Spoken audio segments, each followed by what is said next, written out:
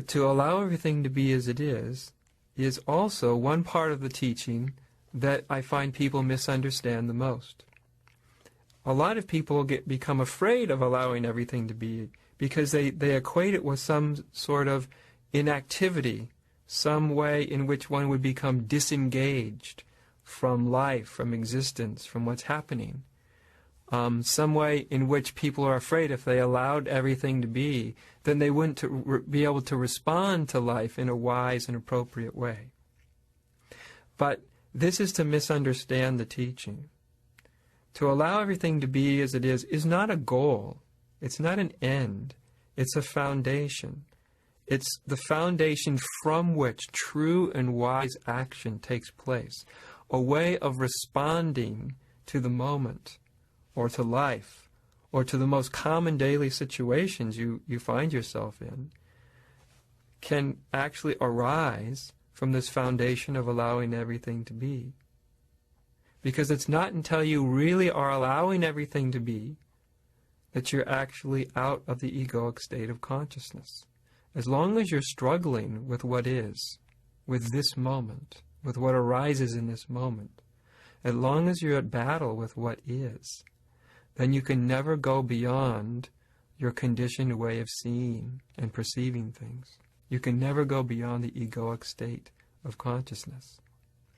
So think of allowing everything to be as it is as more of a foundation from which insight can happen and true and wise activity can spring from, a true and wise response to life that comes from spirit rather than from ego.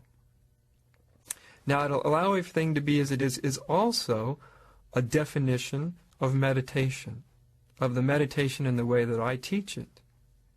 It's not only about meditation. You can allow anything to be as it is. And if you do that, you'll find that there's new and creative and wise ways to respond to events in your life that you may not have imagined before. But in terms of meditation, again, many people, their notion of meditation is really some form of control, some form of manipulation. But we really don't get to the natural state, which is what spiritual enlightenment is. It's discovering the natural state. We don't get to the natural state by controlling ourselves. We don't get to the natural state by unnatural means, by means of inner manipulation and control.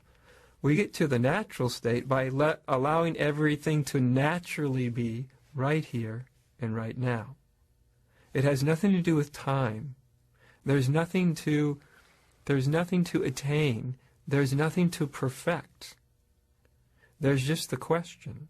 And this is how I want you to think about this first basic application of the teaching, is more as a question. What happens when you allow everything to be as it is? So if you were to meditate, if you were to sit very still, quietly, and you were to ask yourself, what happens in this moment when I allow everything to be as it is? What occurs? What change in your inner experience happens? How does your view start to change?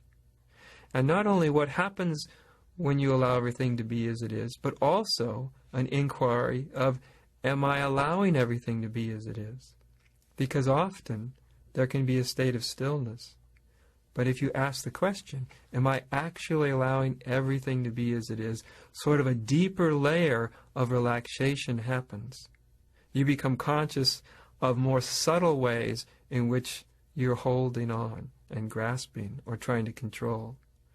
So look at this part of the teaching as a question more than an end that you're trying to attain. Don't try to attain allowing everything to be as it is. This would be a misunderstanding of the teaching.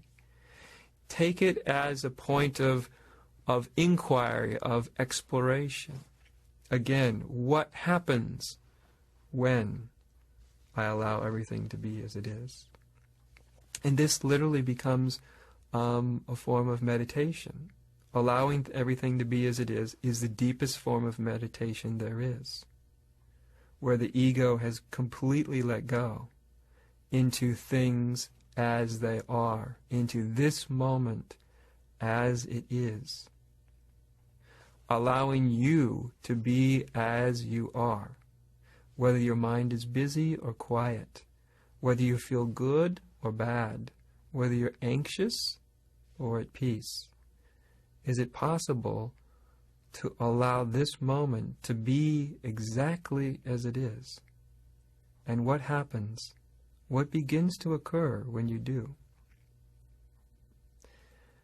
And to reiterate something I said at the beginning, you'll find by allowing everything to be as it is, that there is a natural state of stillness. This goes back to the teaching on be still.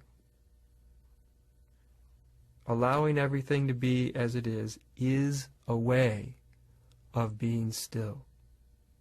And it is a way of noticing and recognizing stillness to be the very ground of your being.